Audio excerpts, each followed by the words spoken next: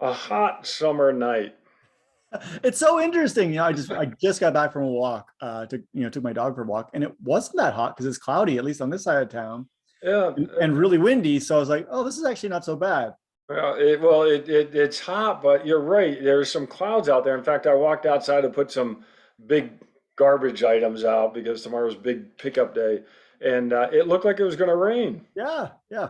But you're right. This is like the pretty hot. It was a pretty hot week, Yeah. and I was like, oh man, it's still only the end of May. We're in for it here soon, but it's supposed to be a great weekend, Yeah. and I'm looking forward to getting out, hopefully, and do some big bike rides, maybe on Sunday or Monday.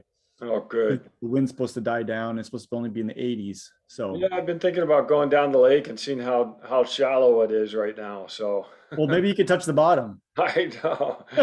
I'm wondering. I saw some images of not necessarily Boulder, it was somewhere else where people are basically falling in quicksand as they're trying to get into the water and put their boats in the water, and it just is. Ugh. It looks, it's that mucky, marshy stuff. So Yep. I'm wondering what the lake is like. Hopefully, someone can report on that.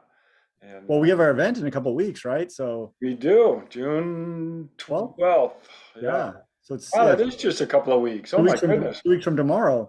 Yeah. So yeah, hopefully there's not a bunch of mud and we can actually Yeah, come that's out. right.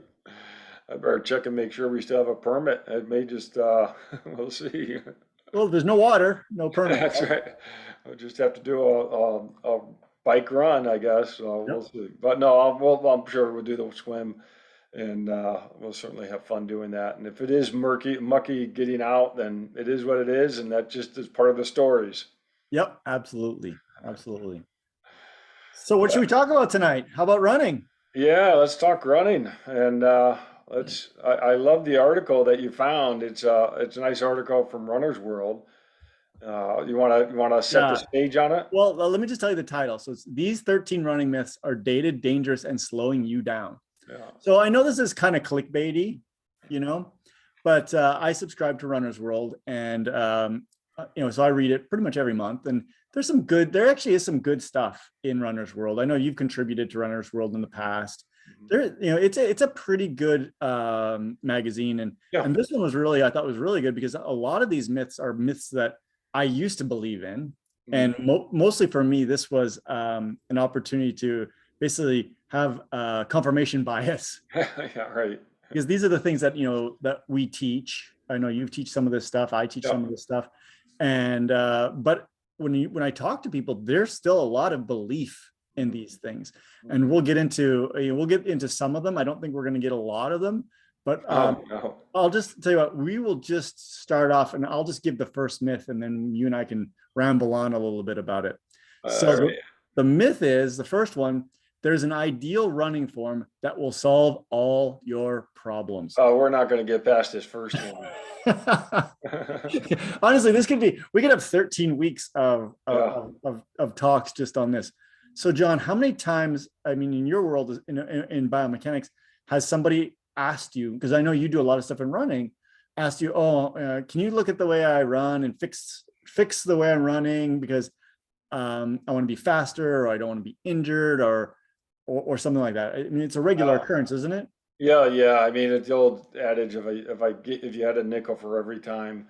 Yeah, this is such a great myth, I guess, or a great statement here on running style, because this is what we actually do a lot in our lab is looking at running style and looking at what happens when we introduce some change, whether it's a surface, whether it's physiological like a fatigue, or maybe it's something about what they're focusing on. And then we look and see how the people respond. And we try to understand really why we run the way we run. And it's simple, but yet complicated at the same time. And there is no single best running style. And whenever I talk with my students and go, get into this topic, I do always, bring up, just go look at your elite marathoners, and they're all running 2-hour marathons, and every one of them run differently. Yep. Yeah. And actually, it's interesting. I've noticed even more differences in female elites. Male Mm-hmm. elites tend to look a little bit more similar, but female elites, to me, there's a lot more uh, I guess, well, there's a lot more difference between them. Yeah, yeah, But, yeah, but you're absolutely right. So how can they all run, let's say, under 205 yeah. and look so different? Or we can take it to triathlon, right? Hmm. Look at the elites in triathlon. I think there's even more idiosyncrasies in the elites in triathlon. If you take the top 10 at the World Championships where we just were, or any big race, Yeah. and you were to look at them, I think that they're very much stochastically different compared to elite runners even. No, just look at Lionel Sanders and Jan Frodeno Yep. running side by side. Their styles are incredibly different. Yep. And the other part I always like talking about with this is, like when we saw each other at St. George, I saw you. I had no facial recognition from you, but I knew how you ran. I'm like, Yep. oh, that's Ted. And what's interesting about that phenomena is our movement styles are unique to us. I can pick you out. I can pick out your running style from a distance. I don't need to see any facial recognition. And likewise, you can probably pick me out, or anyone that that you run with, because you just learn what their movement looks like for them, and that it's so inherent. John, it's so funny you say that because at the half marathon, the Las Vegas half marathon, the rock and roll, my students were out there volunteering. Hmm. My students have never seen me run. That's different. That's right. No, but get this. They Oh, saw me from yeah. probably a quarter mile away. They told me they knew it was me because of the way I was running. And Well, I that's said to them, interesting. and I Yeah. said to them, you've never really watched me run. Yeah. And they're Right. like, yeah, but we've seen you move. Yeah. Right. Right. And I'm like, that is so odd Yeah. that not even seeing me run really, Yeah. but see me walk a lot and Right. just move around the classroom, they were Hmm. able to pick me out of a lot of people. I mean, that's that race, I think, had Yeah. 20,000 people in it. They picked me out to the point where they could get their phones out, and one of them actually was able to get it out, video me, Oh man. right? Normally it's like, oh, there goes Ted, he's by, Yeah. right? Yeah. And I'm sure it's the same with your wife and my wife. Like my wife can pick me out in a race. Hmm. Yeah. She can be like, oh, there's Ted. He, Yeah. long way away. Yeah. She can always pick me out. Yeah. And so yeah, I think you're right. On the flip side of that, what's always funny is watching video of myself run. I don't know if you do the same thing. And I'm like, that's not me. That's not me, because that's not what's inside your head that you That's see. right. That's how I'm running, more like Ilya Kipchoge. And no, that's not. I'm looking like a Clydesdale horse. So Yeah, no, it's totally true. Sometimes I even look at my reflection, yeah, or yeah, like I yeah, run by some like yeah, windows or something. I look, yeah, I'm like, that's not me. I'm yeah, way faster than that. yeah. You know? Well, and it's funny you say that, because actually I did a short run this morning and ran through some water on the sidewalk, and then about 20 yards ahead, did a turnaround, came back, and I saw my footprints, and I'm like, I didn't know my foot was pointing outwards like that. Yeah, it is interesting, right? And then so the question is your foot's pointing it out? Should you fix that? Yeah, right. Oh, okay. Hold on. Is that part of this myth? Yeah, because it says your form, and it says there's an ideal running form, and you should be able to basically fix it. Yeah, yeah, yeah. Or no, that's yeah. So should you fix it? Leave if it ain't broke, don't fix it. Right. I think the thing about this one myth as well is this last statement. It says, be wary of an expert who swears they can upgrade your form. Yeah. Most coaches can't spot efficient form. Mm-hmm. Even veterans, according to, and I've actually read this study, according to a 2020 study in the European Journal of Sports Science, researchers at Middle Tennessee State University determined the efficiency of 5 runners and sent videos to them to 121 coaches. And these were coaches all from high school all the way up to like international level. Mm-hmm. Overwhelmingly, the coaches could not tell which runners were the most efficient. Yeah. So these are running coaches that couldn't pick out which of those 5 runners were the most efficient. I love it. I didn't know about this study, and I went and looked it up, and I'm glad you sent this to me, because that was really interesting, and it's not surprising. Yeah. Yeah. Well, because other research backs this up, right? No.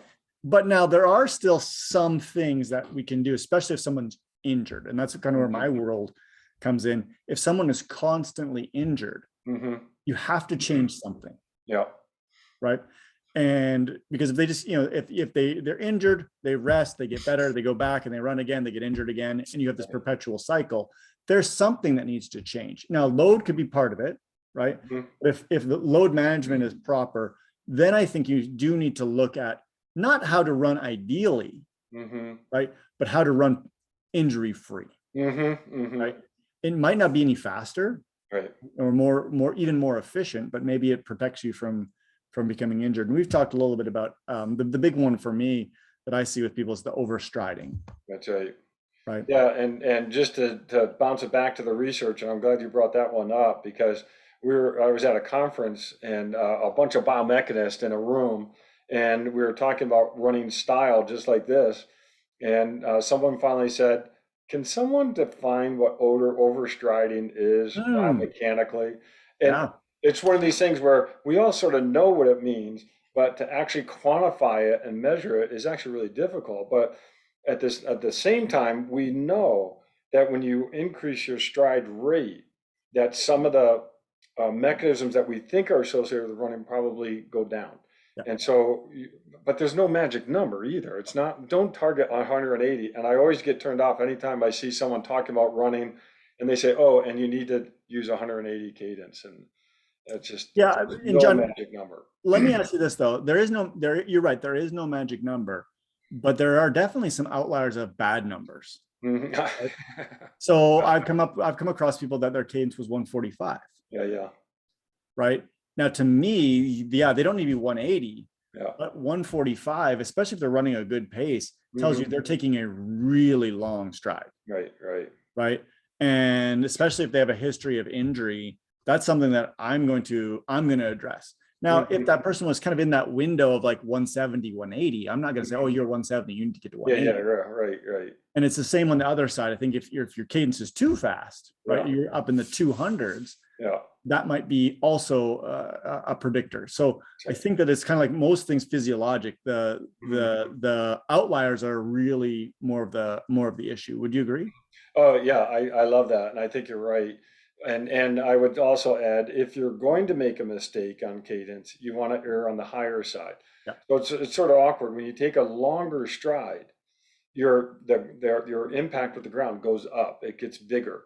Yeah. When you take a faster stride, it goes down.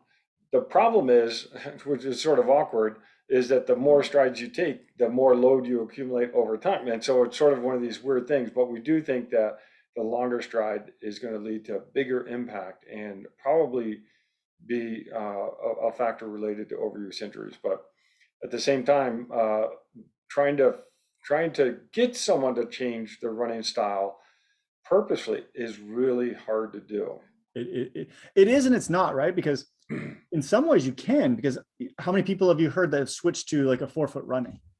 Well, Right. a So lot of they people did think that change their style, right? well, the funny thing is, a lot of times people will say that they're a 4 foot or mid-foot, and then we measure them, And they're and not. it's like, no, it's not even that. Or what happens is during the course of an event and they start getting tired, they revert back to what is their natural running style and their heel striker, and that's the challenge. But on one hand, you're spot on. It is easy to change running style.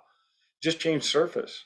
Yeah, yeah, you're Run right. on grass versus pavement, run on, something soft versus something stiff, and you will change your running style instantaneously. Yeah. Oh, it's true. Or just change if you're going uphill or downhill. Yeah, uphill or downhill, that's right. Yeah, Yeah, yeah. or body weight support or no body weight support. It's an interesting thing because when I am injured or feel like an injury is coming on, or we call it a little niggle or something like that, sometimes I'll be like, it'll be better if I just run downhill. Mm-hmm, Right? mm-hmm. Well, if it's something potentially like my posterior chain, so like Yeah, my glutes, my hamstrings, I think that if I run uphill, it'll be harder for me. yeah, yeah. There's more musculature that's going to be used there. So then I might consider, well, I'll just do some more downhill running. If Mm-hmm, it's something more in the anterior, like my quadriceps, I'm going to try and do more uphill. mm-hmm. And because it does change your running style and changes the Yeah, muscles, the contribution of those muscles. And so what, in really like high level athletic training and sports medicine, these are little tools that we can use. mm-hmm. Like you said, changing surface, changing incline, Yeah. changing something oftentimes will mitigate an injury. No, I think that's great. And I think I've always talked with people about doing variability of surfaces because you do change your style for each surface that you run on. And what I like about that is it's almost as if you're training or you're introducing a new running style to your brain. And then when you come back and you say, okay, this is the surface I'm going to race on, your brain hopefully has all these different experiences that can ultimately pick the right style for you. And Yep. yeah, a Yep. lot of it is, and that was, I think that was mentioned in this section too, where someone didn't even instruct the runners over a period of time and they got better with no instruction. They changed the running style naturally, which is bound to happen. That's why I always like doing drills or, overstriding drills, understriding drills, changing the running style dramatically, because I believe that that actually gives the brain a little bit more sense of some options that you have to run. Well, it says, all of these, there's the myth, which we talked about, and then there's the fact. So the fact here is your form improves with experience. And Hmm. that's exactly what you're saying, right? The more experiences you give and the more time that you have, the better runner you'll become, Yeah, yeah. right? And so the experience can be changing surfaces. It could be doing trail running. It could be doing running on grass, whatever the case may be. Those experiences are what makes you more efficient and makes you a better runner. Spot on. But now it goes back to what you brought up before. There's probably extremes Yep. on both ends, For because sure. if Yep. you start doing an ultra, competition or you run a marathon every day, Oh, no. you can get a lot of experience, but Yeah. Well, and I think we're gonna, we'll get into load management and one of these myths in a little bit, but you're absolutely right as well. It's like all of these things need to be peppered in, hmm and kind of little bits at a time. I think we would agree on that. Now, that being said, I have done it where I brought people to watch them run on a treadmill, hmm videoed them, Yep. but almost always it's been because they've been injured, Yeah, yeah. right? hmm And I'm trying to figure out What it is. Yeah. why are you getting injured when Yeah. your load is proper? Yeah. I'm very wary of taking somebody that's not not been injured hmm and messing with them. So I think you're right on that too. Is like, if you're not injured, don't change it, but hmm do exactly what we're saying. Add variability to your running, Yeah. and good things will happen. Yep, yep. To have different experiences, and then that will allow your body to hopefully figure out the right way, because it's hard. It's hard to know, because we can't always see the right movement. Just may even be something more subtle internal in terms of just how muscles are coordinating and when they're firing at the right time or the wrong time. Yep. Okay, so we move on to number two. Yeah, we better. Okay, number two myth: gotta stretch. Oh man, this is your area. This is my area.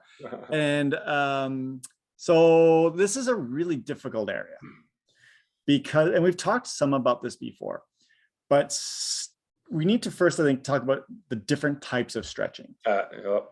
Mhm. That's the first thing we need to do, because there's the traditional thought of static stretching where, like, if I'm going to stand up and I hold and I touch my toes and I just Mhm. hold that position, that's static stretching. Yep.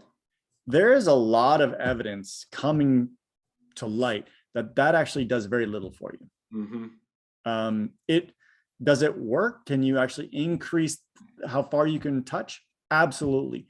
But we're thinking now that it actually might just be that your body is just giving in and almost accepting that, oh, I can go that far, Yeah. but it doesn't last. Mhm. And if anything, it potentially could make you susceptible to more injury. Mm. Mhm. And so when we do that kind of stretching, I think it needs to be done very, very carefully. Mhm. And we need to look at exactly why we're doing what we're doing, and would I really, am I really going to benefit from that, and when would I benefit from that? So number one thing, we've talked about this before, is static stretching before exercise is a very bad idea, Yeah.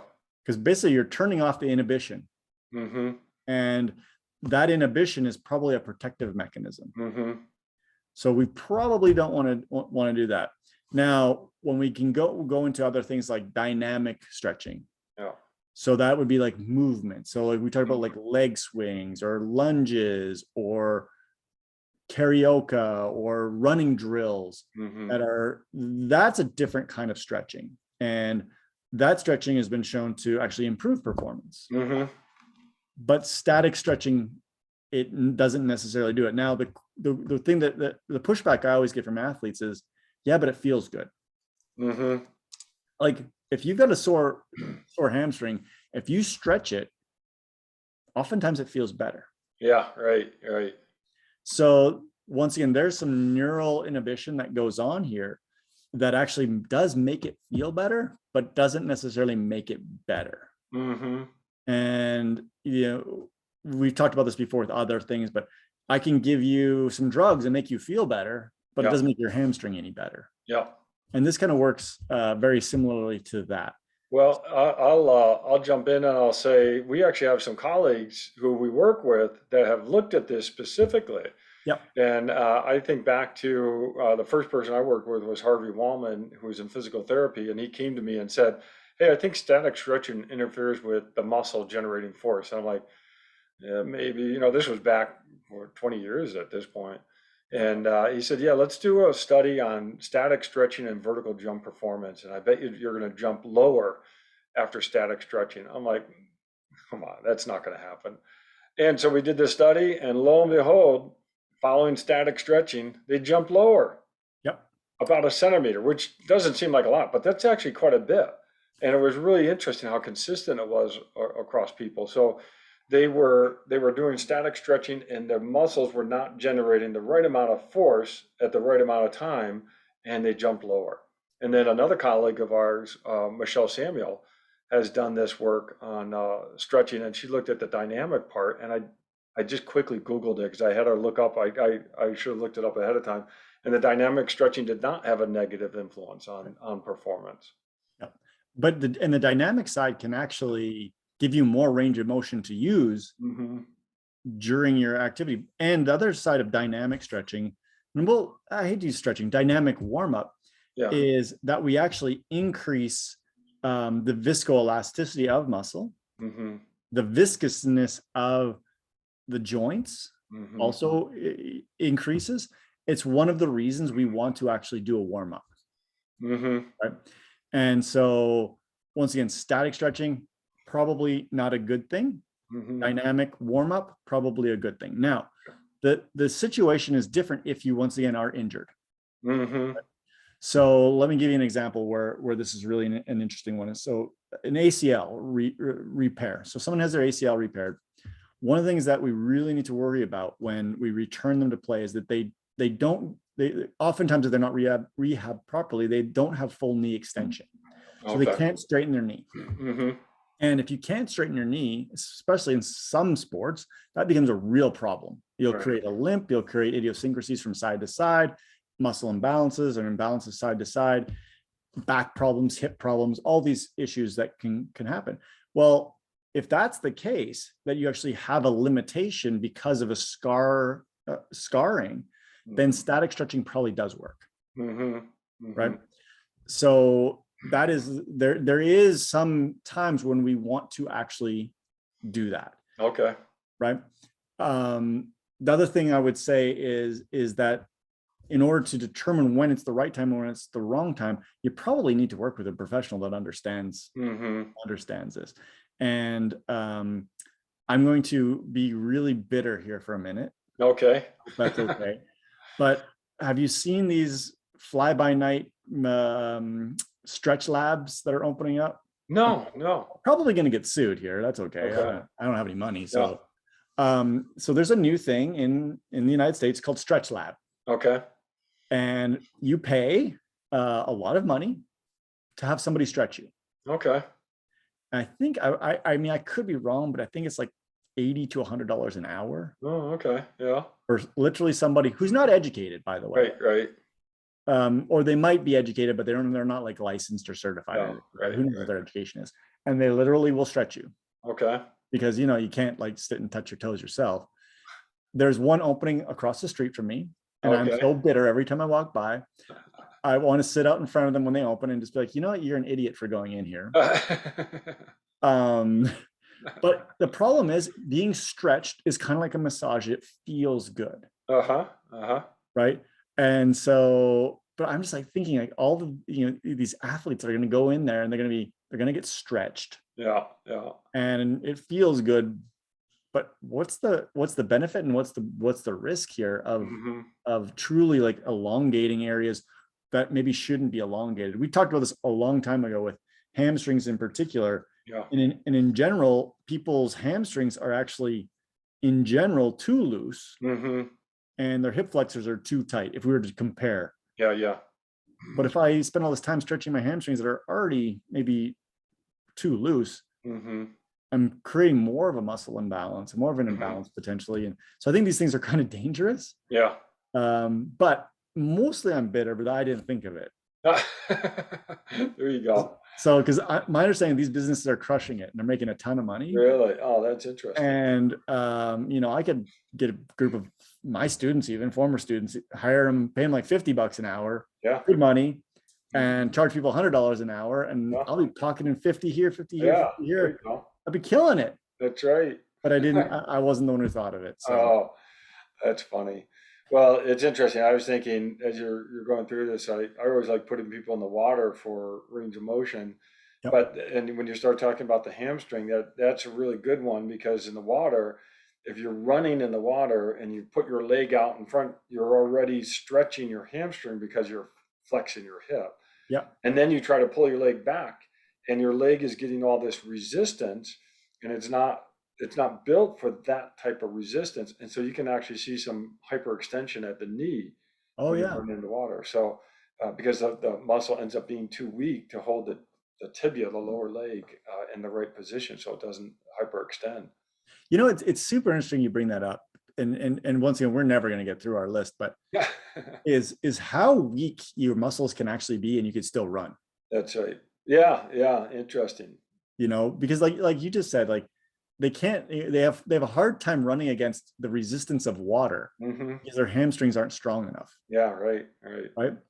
And then we look at their hip flexors, and their hip flexors are weak too. Yeah, So yeah. because I've seen people running in the water and they cramp in their hip flexors. Hmm. And it's Hmm. like, wow, that's not that much resistance. Hmm. Yeah.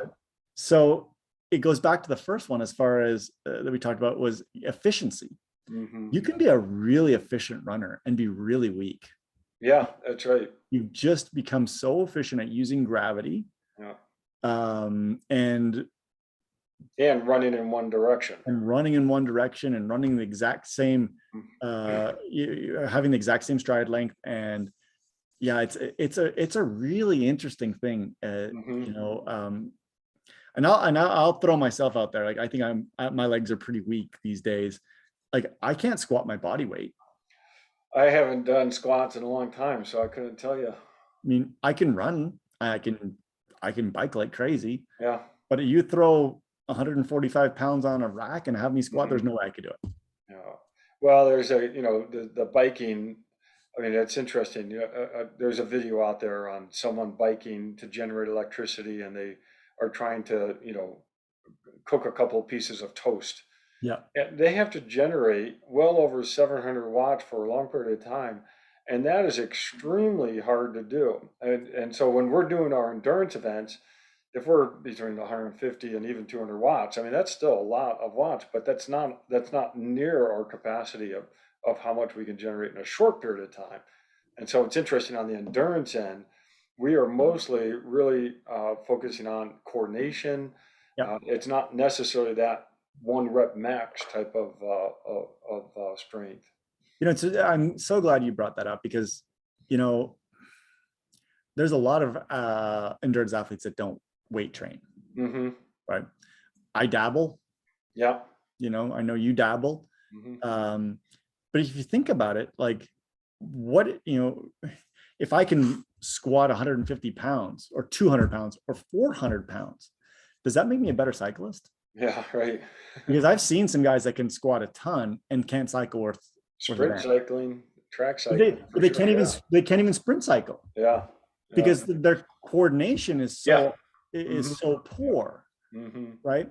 And once again, one of the best ways to be a good cyclist is to cycle more, Yep. right? We've talked about that many times. Like how commuting really helped both of us become better cyclists, Hmm. just because of just more times doing Yeah, it. right, right. You know, just getting on the bike 5-6 times a week will Hmm. make you a better cyclist a lot more than hitting the gym 5 times a week to squat. Hmm. Hmm. Right? So strength and endurance sports, they do match and they don't match. Right. It's an interesting paradox. It is, I was just gonna say, it's the paradox of, and of doing strength training for endurance performance. And what we know is that that probably helps, but what's interesting is doing endurance training, actually, if you're trying to be stronger, It hurts you. actually, yeah, it actually works against you. So Yeah. it's sort of a funny paradox. So the other reason people stretch is they think it's to reduce injury risk, especially in running. Right. Yeah. Oh, I gotta stretch my calves because my calves, I always hurt my calf, or I gotta stretch my hamstring because Hmm. this happens. And when we look at the research on this one, it just doesn't hold Hmm. true. Hmm. I've been in the game a long time in sports medicine. I've never come across a really definitive paper that said, hey, if you stretch, you'll reduce your injury. Hmm. Hmm. It's just the evidence isn't just, it's just not there. If anything, it's the opposite. Hmm. We've talked about this before with attenuation of force throughout the body, right? Yeah. And if you think about it, one of the things we do when we become stronger as runners is we actually can attenuate more force in, for example, our calf. Is attenuate the right word? That's a biomechanics Yeah. word. Yeah. No, that's good. Yeah. So I can put up with more force because I actually have more tension in my calf, Hmm. Hmm. right? Like I get more springiness. I guess Hmm. that's a good word, right? I get more springiness. If I reduce that springiness in my calf, where are the forces going to go? Hmm. They're going to go up my body, right? Into my knee, into my hip. And, so it's also an interesting one. It's like, I don't stretch my calves. Right. Right. Now, I'll do loaded dynamic exercise with them. I'll do calf raises with weight and go Hmm. through the full range of motion, Hmm. but I don't sit there and try and like make them looser. Well, that's great. And I'll tell you, we've done a lot of work on what we call shock attenuation during running and looking at how you absorb that impact with the ground. And what we know is that there's a lot of elastic tissue in the lower extremity that's so important for the attenuation part that you speak of, but then also some propulsion as well. And what's interesting is the way the muscles behave is they're probably behaving in a way just to tighten that tension on that elastic part. Yep. You don't want your rubber band too loose. Nope. You don't want it too tight. So your muscle is sometimes just contracting enough so that tendon is the right stiffness of spring, and then you get that attenuation you speak of, or the recoiling as well. Yeah. It, and I don't think we want to mess with that. Like, No, that's right. And it's you know, complicated. It's simple and complicated at the same do time. I want to stretch out that rubber band? Yeah, You know, right. because I don't, I don't know if I want You want the rubber band to be as elastic as possible. to. That's what Exactly. you want. Yeah. And whatever it takes to make that tendon elastic is good. And stretching is not going to help with the elasticity of the tendon. There's other things you can do, and even doing exercises like plyometrics to train that elastic tissue to recoil is probably a good thing. All right. Should we move on? I guess so. Okay. So the next one's awesome because one of our former guests I is know. quoted in it. So this one is for the females. It's having your period on race day is a disaster. Hmm. So this is a quote from Stacy Sims. Yeah. There's no bad day during your monthly cycle for racing, says Stacy Sims, a physiologist who we've had on our podcast. In fact, research shows that menstruation can offer unique physiologic advantages. Yeah. So this is an interesting one, and we talked to Stacy about this, Hmm. and we've both read a lot of Stacy's stuff. So, John, this is a myth that's predicated not just in running, but in sports in general. I mean, I've worked a lot with female athletes, Yeah. and to the point where they like, well, I know it's a soccer game today, but I can't play because Hmm. I'm having my period today. Yeah. And if things are done properly, I think that can be mitigated, and female athletes should be able to participate when they're having their period. Now, premenstrually, we do know that performance can decline, especially in power-based athletics. So, John, what's your thoughts on this? Well, I'm so glad we talked with Stacy about this because she was really insightful on it. And one of the myths, and it's surprising, I don't think it's in this part here, is that that female athletes want to become amenorrheic. Right. And she was very much speaking against that. She says menstrual cycle is natural, and if you become amenorrheic because of training, you're overtraining, and that is not natural and not healthy. And so she was very, very forceful, and I really appreciated that she brought that up. So this is a natural phenomena, and it is, and as she mentions, it's not a negative for race day. Yep.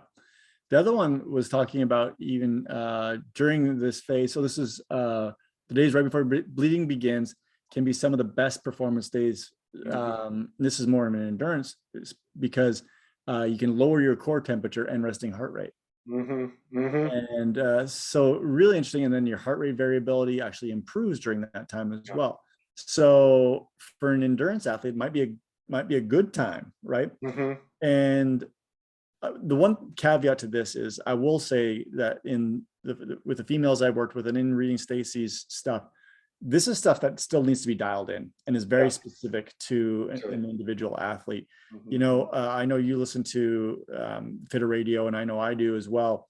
And that app that they're using, the Wild AI. I've had to look at it. It looks spectacular, especially if you're working with a coach and potentially using Wild AI to track menstrual cycles, and not just track menstrual cycles, but to try and put together the cycle time and performance. Because I do know that this is a big issue.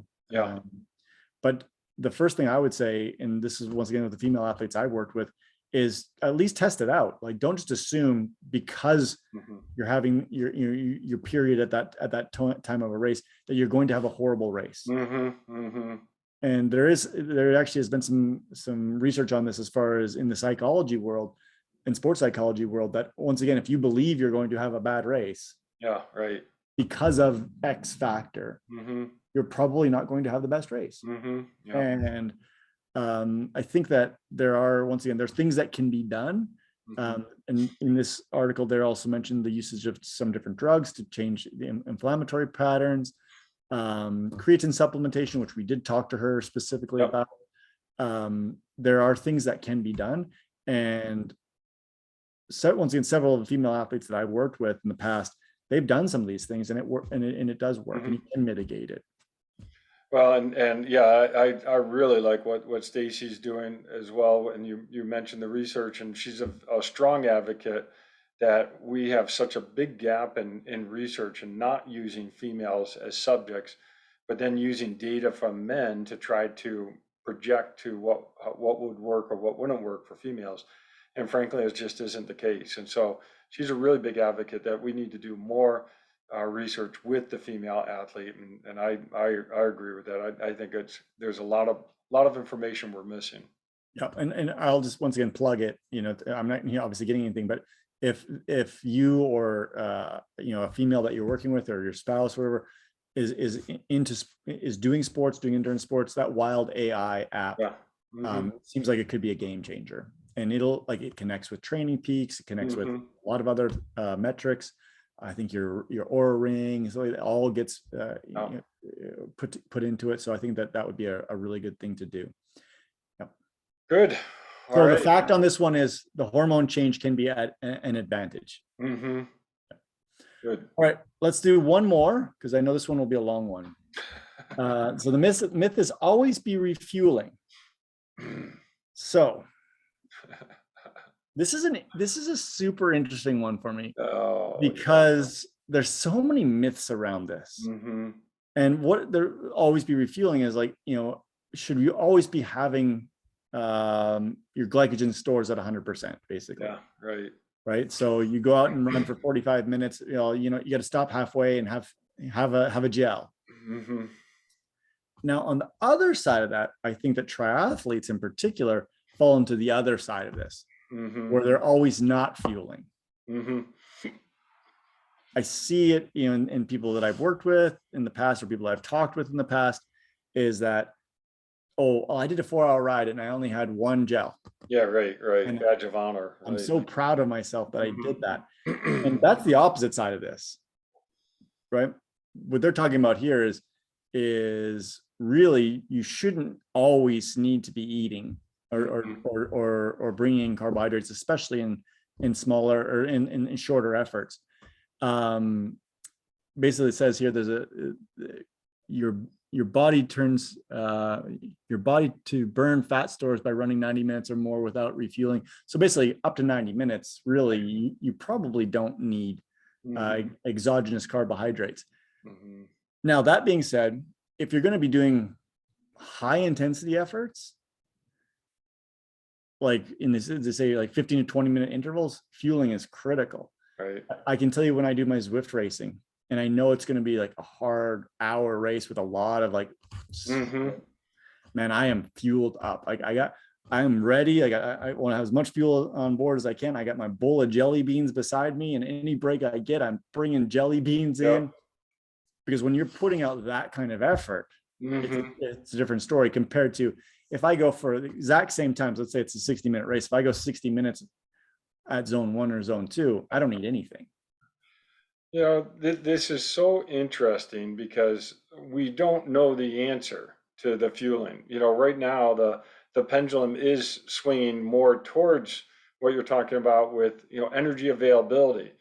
And I'm hearing more anecdotes about, and you know, suggestions on how to train is to be eating more for all different types of distances and intensities, and you know, putting this under the umbrella of energy availability. But the interesting, the pendulum has swung all the way in the other direction at times, and I think back to the early 1900s where marathon runners were saying you don't need any fuel, nor do you need any fluid during a marathon. Yeah.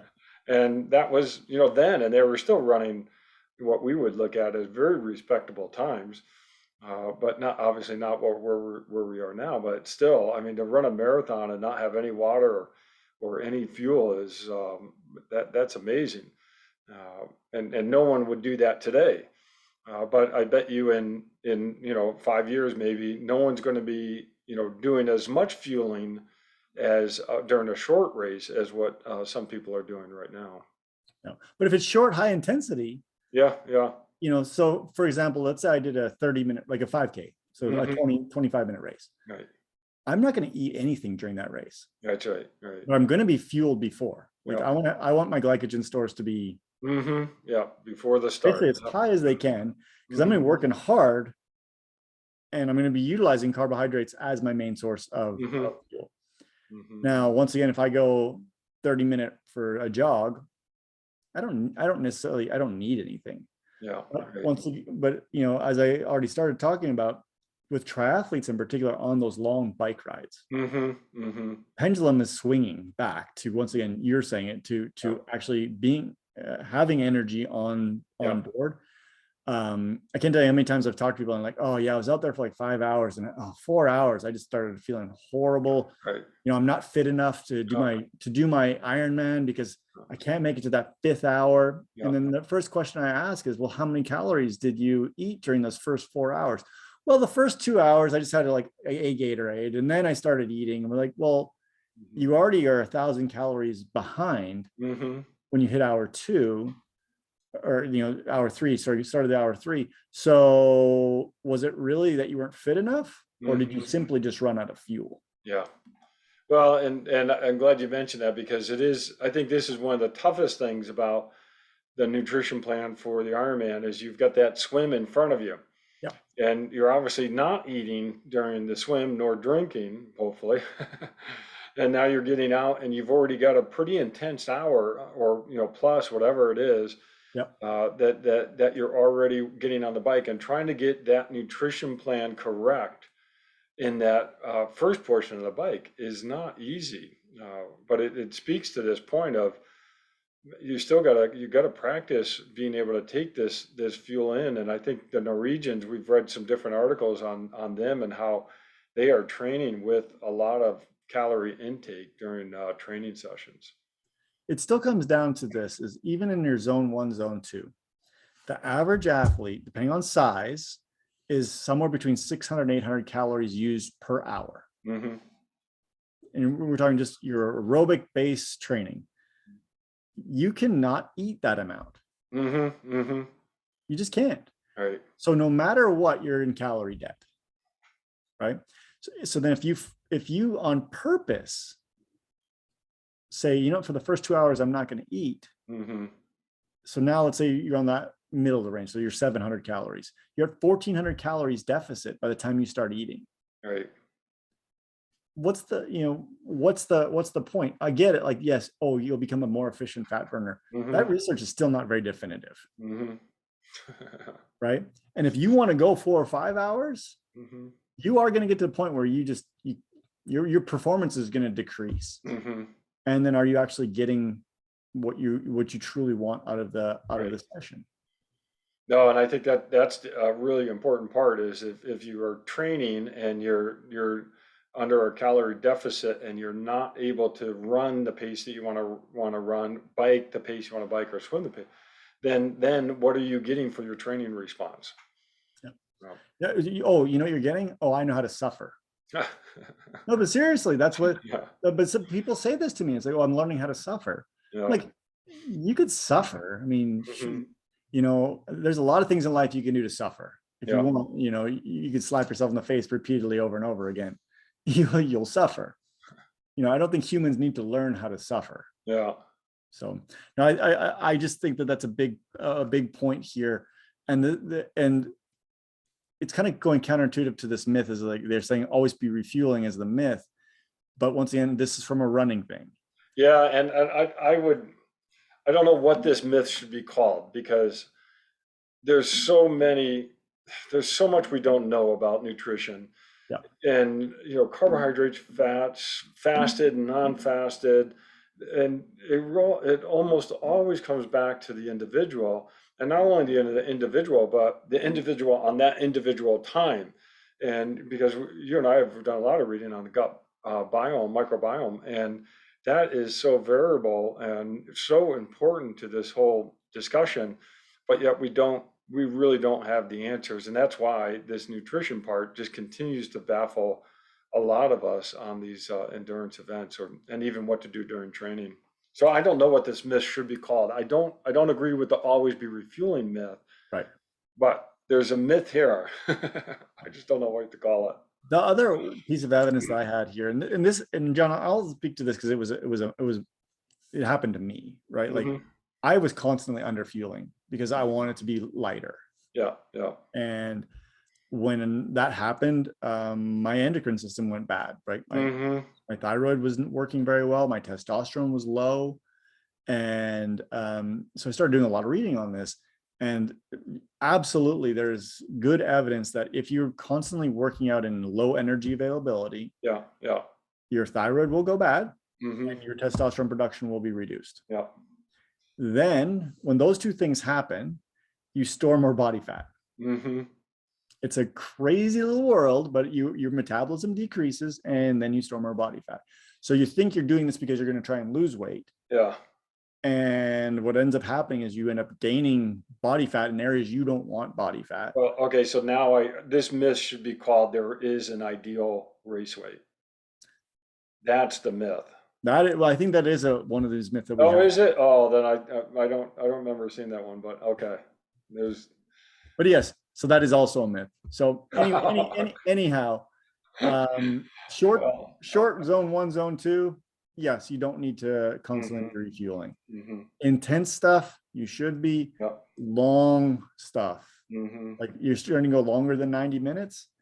I think you're doing yourself a disservice by not refueling. Hmm. Hmm. Yeah. Yeah, and that's that energy availability idea, Yeah. is that you're able to train at the intensity and the pace that you want, and not slow down because you don't have energy available. Yeah.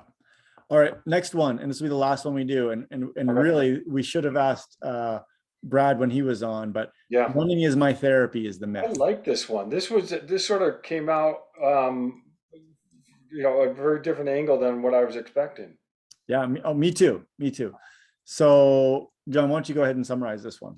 Well, we always talk about running as a way for our, to improve our mental health. And I know I do this, you do this, you go out for a run to clear your head. And I like that concept, and I believe it. I think it's good to get that fresh air, get that, be moving. And I like running outside more so than inside for those reasons. But this with myth was really good in that it said that, okay, that's all great, but running should not replace your focus on mental health or even working with someone to help improve your mental And I think it's such a good take home medicine because or message, sorry, because that's so true, right? health. Hmm. A lot of people need mental health work, whether Hmm. that's with a therapist or with an app or whatever. And running or exercise cannot be the only replacement for that, That's right. right? You and I talk about it in the terms of it just, it makes us feel better. Like I don't Hmm. think about, maybe I don't think about work, or I don't think Hmm. about some of the other stresses in my life. And I think about, especially when I'm out running outside, I'm looking around, I'm listening to my breath. Oftentimes I'm listening to a podcast Hmm. that I'm interested in and has nothing to do with work. Yeah. And it provides me with some relief.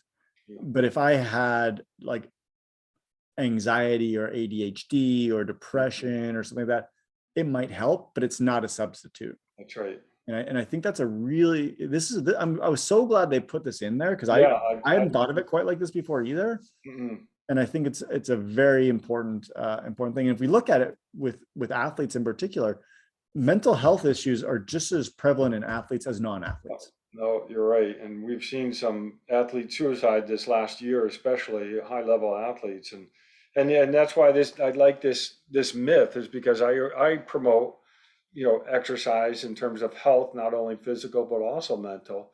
But at some point it's one of the components to mental health. And there may be other components to take advantage of as well. Yep. And one of the things I mentioned is it can actually help with some things, right? Because it can build your self-esteem, can Hmm. make you feel better about yourself, but it's not the panacea for mental health disorders. And we as a society need to recognize those and not just be like, well, I'll just run and fix my Well, problems.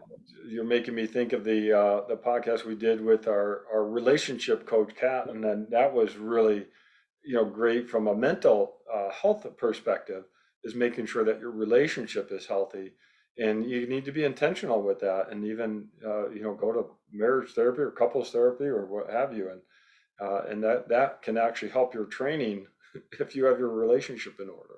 Yeah, no, 100% true. And I think this one is the relationship with yourself, Yeah, yeah, right, right. right?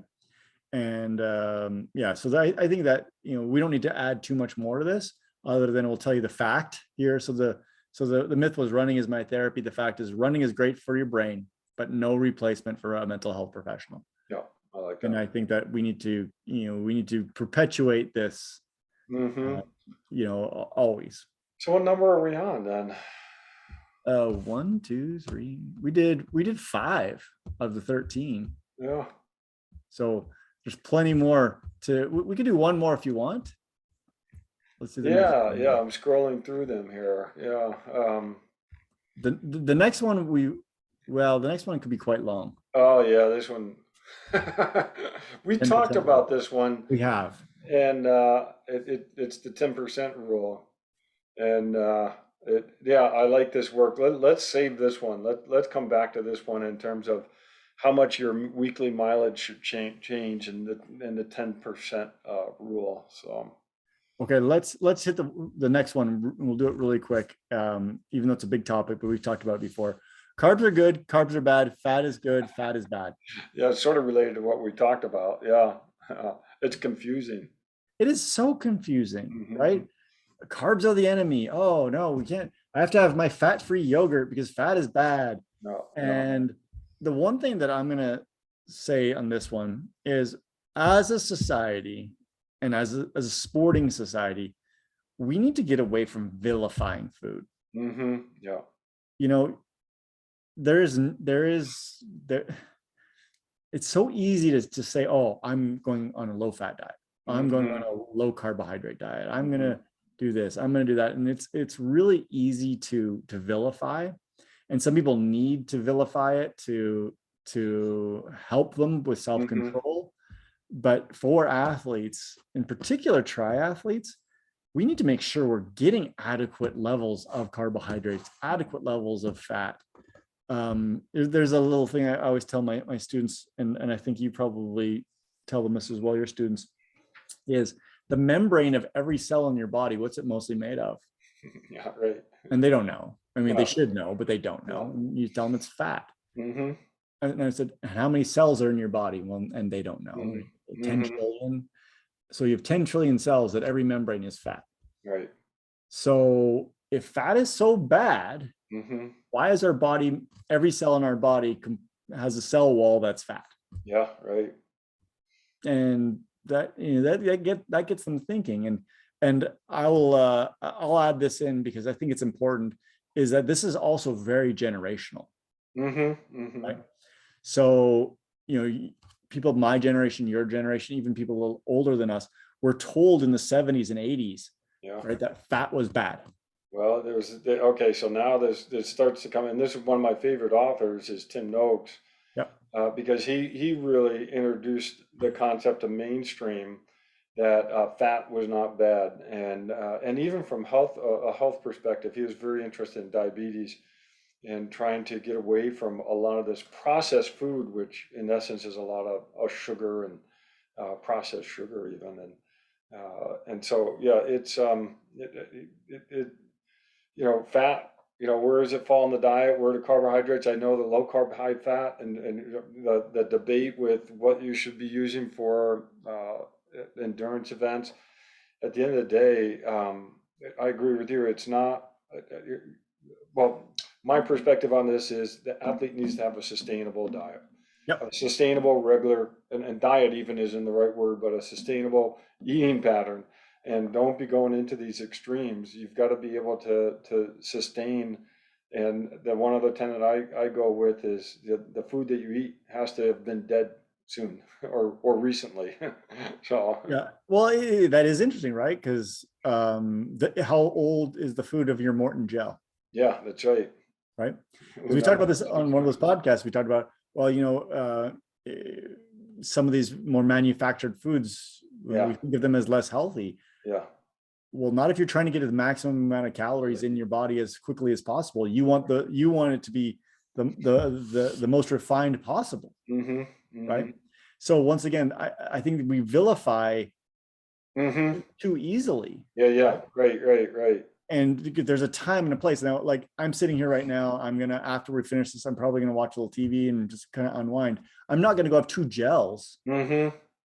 right? That's not what I'm gonna go eat right now, because that's not the time for Right, that. right.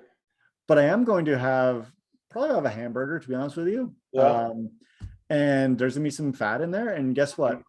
I'm not afraid of the fat, because Mm-hmm. I understand that fat is good, Yeah. right? And I need fat soluble vitamins. And guess where you get fat soluble vitamins? Yeah. From fat, A, D, E, and K, right? So we need to really rethink this. And Mm-hmm. now I will be the first one to vilify certain foods. Okay. Mm-hmm. Number one, fried food. It's, Yeah, hold on now. it's an easy one to vilify, right? Yeah. Because we do know that when we heat certain oils, Mm-hmm. there's an oxidative stress that occurs. And Yeah, so there yeah. are some things that I will You can point some things out, and point a few things out, right? yeah, Mind you, after the Ironman, I had myself a big old thing of French fries, yeah, right, right? right. And so it's not that that I'm perfect or anything like that, but if there's one thing that I try and limit, it is deep fried food. Mm-hmm. And I just and I replace it with other things. Like, and I'm the odd person here. Like I'll go to Chick-fil-A and I'll have the grilled chicken. Mm-hmm. But and the key is you've got to enjoy whatever it is you are eating. And Exactly. and I think this is the challenge often in our regular eating patterns is that a lot of the foods that we're trying to get quick access to probably aren't the best foods to have on a regular basis, but having them once in a while is, that's fine. I Yep. saw on TikTok, someone did a deep fried double cheese burger wrapped in something. I'm like, oh, that would be good That looks for, really good, right? for once a year. So, Yeah, like I said, I just think we need to be really careful about not being um you gotta uh enjoy it, enjoy food, yeah, enjoy eating, but yeah, well, to a certain extent, right? yeah. So I tell this to my students as well. I used to have an athlete that I worked with a long time ago. She was a teenager, and she would only eat chicken fingers and French fries, Hmm. and she Hmm. enjoyed it. Yeah, right, right. But breakfast, lunch, dinner, Yeah. same thing all the time. She was always injured, Hmm. Yeah. always. You Yeah, know, couldn't understand why, right. and I can tell you why, right? I remember there was a college soccer player that I worked with as well, and she unfortunately had an eating disorder, and she would every day same food. Yeah. Uh, it was chicken Caesar salad with no dressing. Uh-huh. What's that? What's that, right? And unfortunately injured and low energy availability, Yeah. and so even if you enjoy it, if it's truly not providing you with the nutritional density. Well, as long as you don't start talking negative about my Chipotle or my Capriati's Oh, I cheese don't, steak. because So I think your Capriati's actually has a lot of nutritional density, right? that's right. So what sandwich do you get again? I get the Philly cheesesteak. Capriati, they do a good cheesesteak, and Okay, the thing about you're getting a lot of your fat soluble that's right. vitamins. That's You're right. getting, you're getting all of the amino I acids. get sweet peppers on them, and The sweet it's all peppers, so you're good. getting some vitamin C with your peppers, right? In your cheese, you're probably getting some vitamin K. Yeah. So yeah, John, I think, and plus you're getting some calcium there. Mm-hmm. Mm-hmm. Well, and I think we're both looking at this from the same lens in that Yeah. you need to enjoy your eating and don't make it, I like that. Don't vilify eating. Uh, there are probably better choices and there's probably some bad choices, but don't vilify it. But you do, this is where a sports nutritionist, I think, does help. Yeah. Because a lot of times, and my wife and I talk about this a lot, is sometimes we just need to know what our options are, and we don't. We fall into these routines, Yeah. and we can't get out of the routine because we don't know what our options. What are you gonna have for snack? I don't know. Whatever I've been eating for a while, but I didn't know about this snack. That probably would be a better choice. And so this is where it is good to get with a sport nutritionist to Yeah, get and you. I agree, and I think that for the most part, a sports nutritionist, it can help you dial, right? Yeah, yeah, Help yeah, you yeah. dial in. You're getting reception already. You're just kind of trying to clear up that reception, Mhm. right? Yeah. Because I find that if an athlete just has a very well-rounded diet, Mm-hmm. they don't vilify anything, they have a little bit of everything. Right, right. I think in general that's the key, Mm-hmm. until you want to completely dial it in, and then you work with someone specifically. Yeah. Or if you're trying for a specific goal, and I'll give you a very specific goal that I know a lot of triathletes have, is they want to perform and they want to lose some weight. Yeah, right, right. That is a very difficult thing to do. Mm-hmm. It is a very, and I would, anyone that comes to me and says, hey, those are my goals, Mm-hmm. I want to send them to a sports nutritionist, Mm-hmm. Mm-hmm. because it is not an easy thing to Yeah, do, right. to do both. Actually, a lot of the coaches that I read their stuff say, and sports nutritionists that I read their stuff and say, that's the off season time. Mm-hmm. During the I like that. season, you might naturally lose a little bit of weight, Mm-hmm. but you shouldn't be trying to, Yeah. right? And especially triathlon, we actually have a pretty long off season usually. I mean, obviously, in the Southwest, we could race a little bit longer, but most people have like a 5-month off Mm-hmm. season. That's the time to do it. Yeah. And I think that that's an important caveat. We got to get a sports nutrition back on. We've done Nicole Kyler. She was great. We Yep. got to grab someone again. And Well, UNLV is hiring a new person, so oh hopefully we'll yeah. be able Okay. to get them on. All right, John. Well, that was good. The myth here was carbs are good, carbs are bad, fat is good, fat is bad, and the fact is runners benefit from both, Yeah, and so do triathletes. that's right. All right, that was good. We will continue the rest of this next week. We're going to be, I guess, in different states again next week, but Yeah. that's okay. We'll be able to get together. I hope you have a great weekend and Yeah. and a good trip. Yeah, thanks. You too. All right. Talk soon. Okay, bye bye.